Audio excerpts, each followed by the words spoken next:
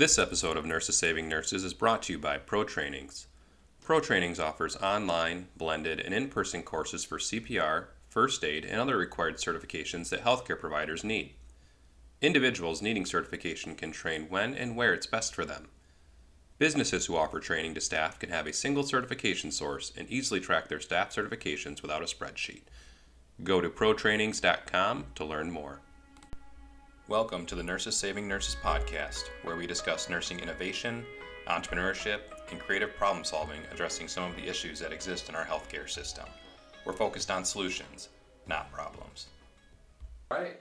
Want to welcome everybody to the second episode of the Nurses Saving Nurses podcast. We are so lucky to have Cindy Bauer with us today. Welcome to the podcast, Cindy. Thanks for having me. I'm excited to be here. Yes. So from what I've heard, you are a nurse entrepreneur who started her own business, but I'd really like to start with kind of what led you to become a nurse in the first place. Can you tell us about your nursing journey?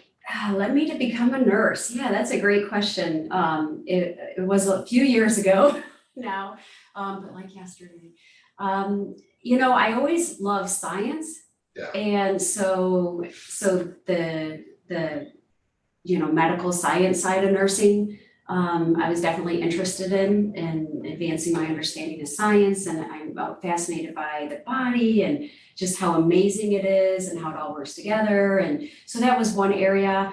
And then just taking care of people. I care about people, and had some great opportunity in my family. My dad's side of the family is actually immigrated from Germany, and had some time to have my grandmother, my German grandmother, my Oma, live with us in her later stages of life. And so had an opportunity to have that experience firsthand. And so those combined led me to nursing. Yeah, it drove some of that passion, a lot of familial connections and things, helping people. Obviously, that's what nurses do. Mm-hmm.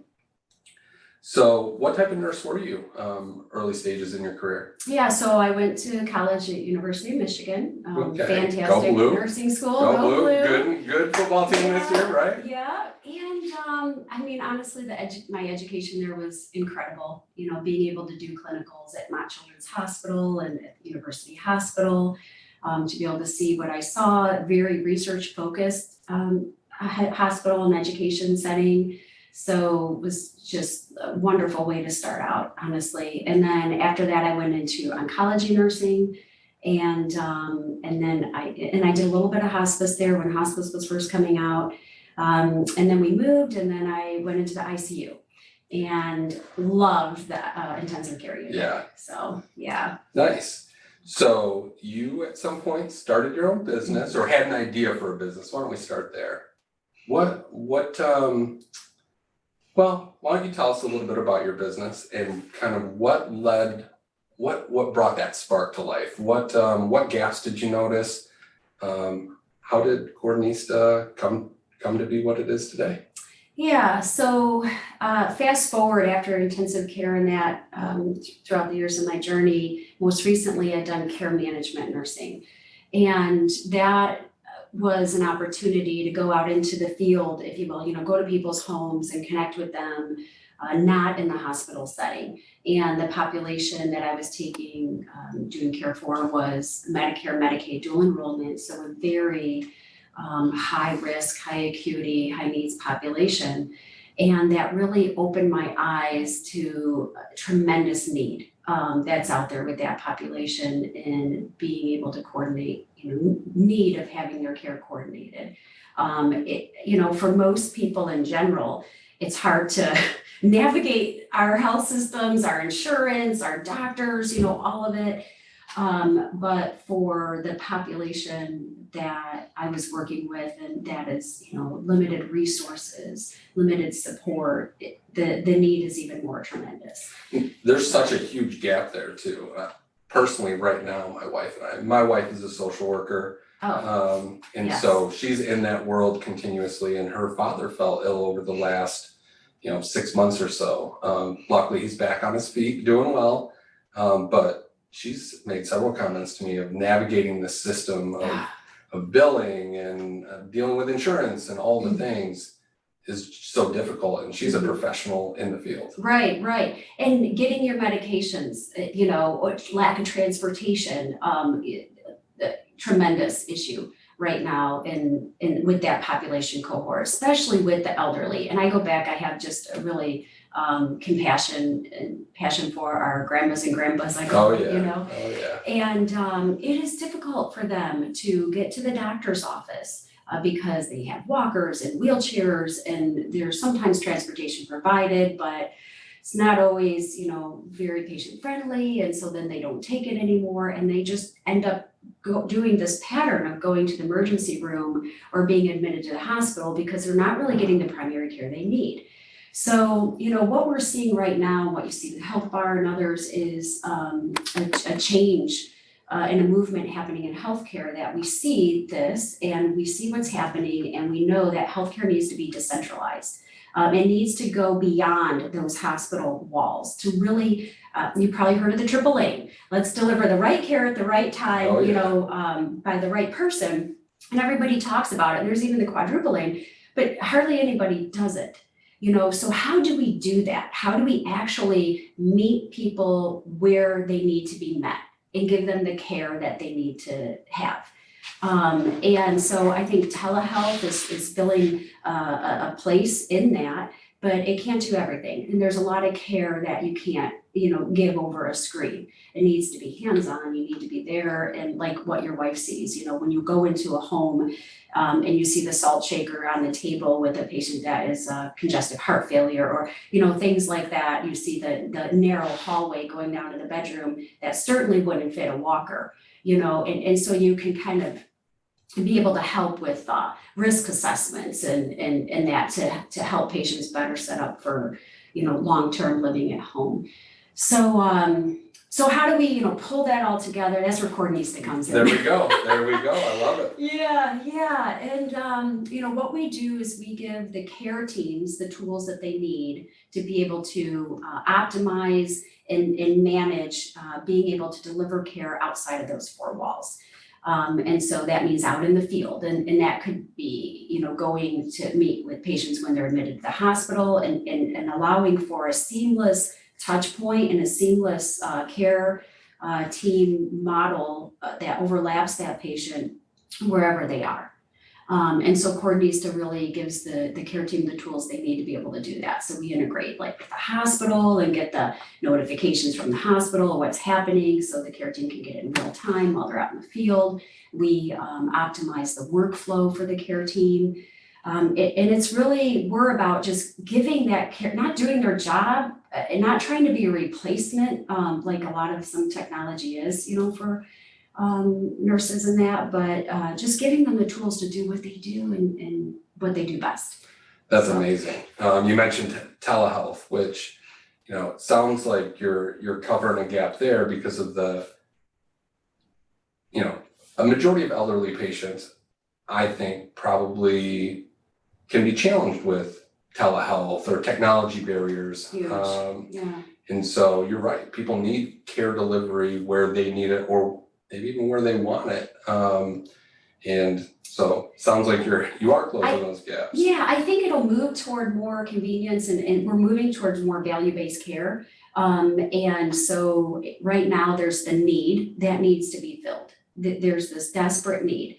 But I think it'll keep moving towards convenience too. You think about young parents with young children, and try dragging 2 or 3 of your kids to the doctor's office for shots. Yep. It's not a fun experience, No. right? Who has time for that? And when are you going to do it? After school, and the kids are cranky, and so being able to have a nurse come to the house, and so I think that's where it'll be moving to. Right now there's the need, but I think quickly it'll be the convenience factor too. So when did you start the business? It's been about 3 years now, and standing up software company takes a little longer than Just a little bit, yeah. than I thought going into it, had I known then what I know now. But it's been a lot of fun. I've learned a lot along the way. You would never have thought I would have done a technology company. My kids always called me half Amish. I know, because I think I was the last adult in the world to get a smartphone. I don't like tech. I don't like computers. I don't like screens. I prefer to be outside. So it's really funny that I'm doing this, but it really was because of the need. And I was doing care management as nurses. We were so frustrated because we didn't have the tools we needed to do our job well. And I had also had some experience in another field or another industry running campaigns across the state of Michigan. Oh, wow. Doing door-to-door initiatives and using technology to help lead teams and myself to do that successfully. And when I came back to care management, came back to nursing and care management, and we didn't have any of those tools, and I'm like, well, we're in the dark, why, yeah. Right? So I ended up just doing my own manual workarounds from what I knew, what I had learned from my experience, and ended up leading my entire company in all transitions to care performance, from engagement to reducing readmissions. Wow. And I got to see firsthand when you're able to engage with that person meeting that AAA, when you actually do it, it makes all the difference in the world. And I got to see that firsthand. And then just, serendipity or whatever, my company I lost my job because they lost their Michigan contract when an acquisition happened. And so 150 of us lost our jobs in Michigan, Wow. in the Southwest, or all throughout Michigan. So at that time, I was going to stand up a care management company. And I was looking at the software that would be available that we would use for the care team. Yep.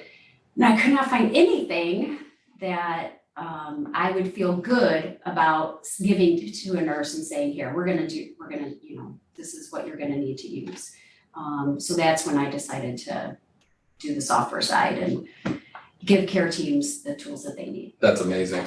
And like you said, spot on. The tools are what's gonna make the whole process successful. And having gaps in the ability to deliver care or coordinate care, or I saw on your website, it maps out the most efficient route for the nurses. These are all things that are, amazing in my mind, and continue to be probably gaps in other services or other places that you're really hitting a home run with. Yeah, thanks. Because of HIPAA, it's we can't just keep our patients' information in our phones, like we all use our phones every day, but when you're talking about patient privacy and information, you have to be very careful with that. And so we will have a HIPAA compliant platform that is both web and mobile, so that the care teams have the tools that they need out in the field. And it integrates the mapping and the routing and the workflow and the scheduling and the patient information, and pulls all that together into a powerful tool that had to be user friendly to meet my standards of hating cumbersome technology. So when you were doing the field campaigns out there, and then you transitioned back to the nursing role as a care manager, talk to us about that. You talked to us about the tools, but how about the lack of tools? Did you have everything you needed to be successful? Yeah, no, I didn't feel as nurses we were really being set up for success. Nurse care managers have large caseloads. Usually national average is about 350, which is what I had.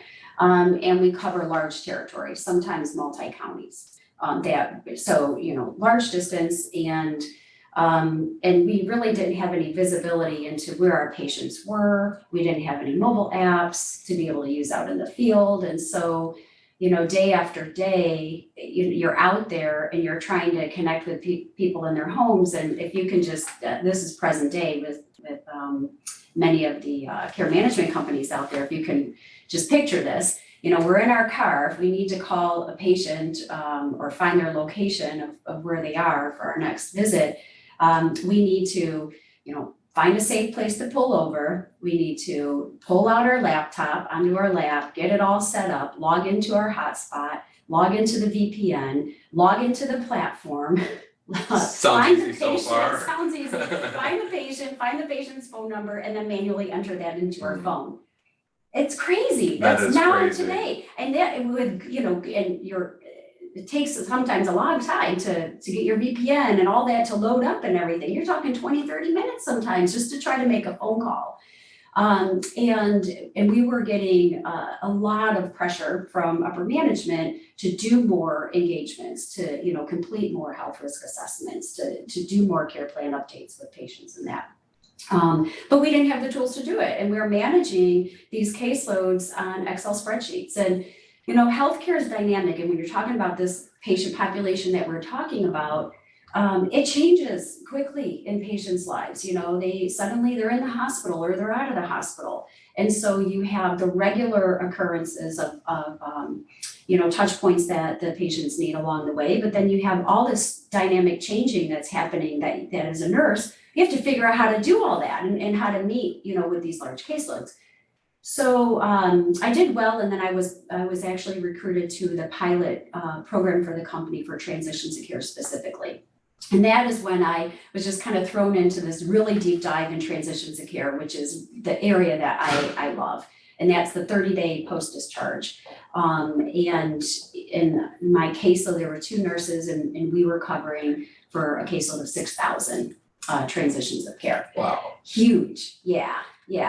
And what I ended up doing is really connecting with the hospital, my main hospital of my patient load, and in meeting with their team. I went up and down every floor of the hospital and met with the care team and really started working together in like an interdisciplinary kind of handoff. Yeah. And so that's where I had good success. But for my other nurses that I was working with, some of them started antidepressants when I was working there. One of the nurses started wearing a hat to work because her hair was falling out. It was incredibly stressful to not have the tools and to have this pressure from up top, as we're out in our cars and literally pulling out our laptops and dragging these laptops from homes to hospital rooms to, that shouldn't be for nurses. No. That just shouldn't be. We're not admin, or we shouldn't be spending our time on admin and wasting time behind a windshield because we don't have systems in place that are optimal and efficient. So that was where I really drove me to, this needs to be done for the nurses out there. That's awesome. Yeah. So since starting Coordinista, sounds like you've made some really great strides, some really great changes, get those tools in place. I'm guessing there were some challenges along the way. Can you talk to us about a few of those challenges and how you overcame those barriers?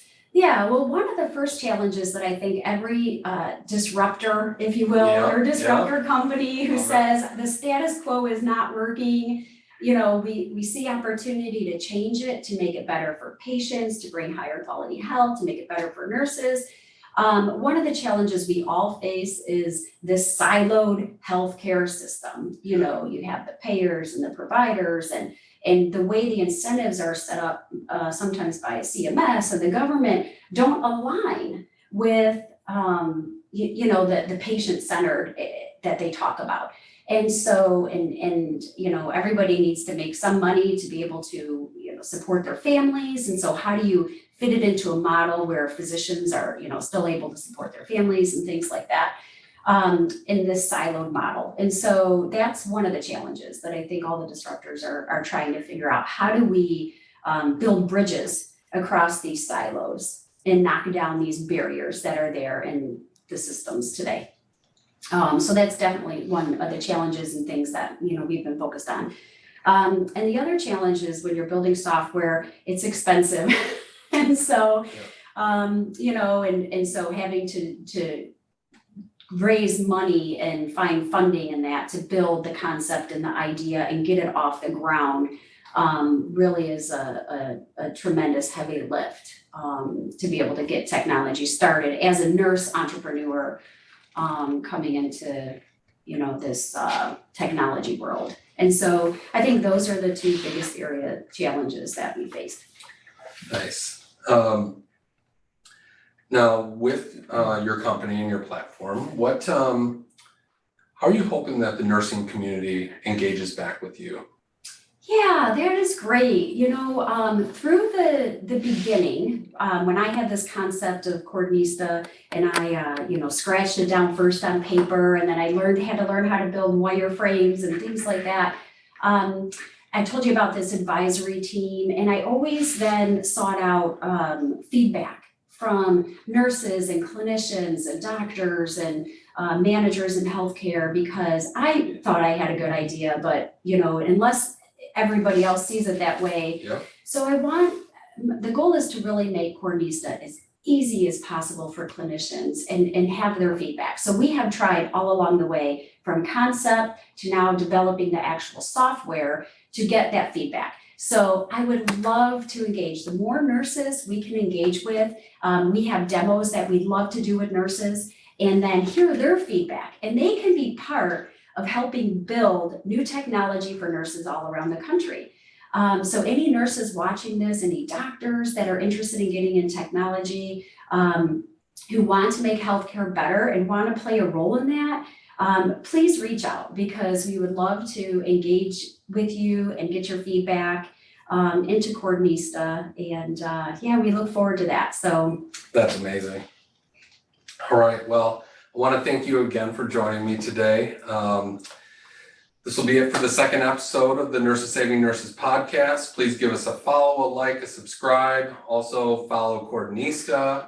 And Cindy Bauer, you can find her on LinkedIn. Yeah, LinkedIn. You can email me at cbauer@coordinista.com. All right, thank you so much. Thank you for having me. Thank you for listening to Nurses Saving Nurses. Follow us to hear more exciting content and innovation occurring in the nursing world.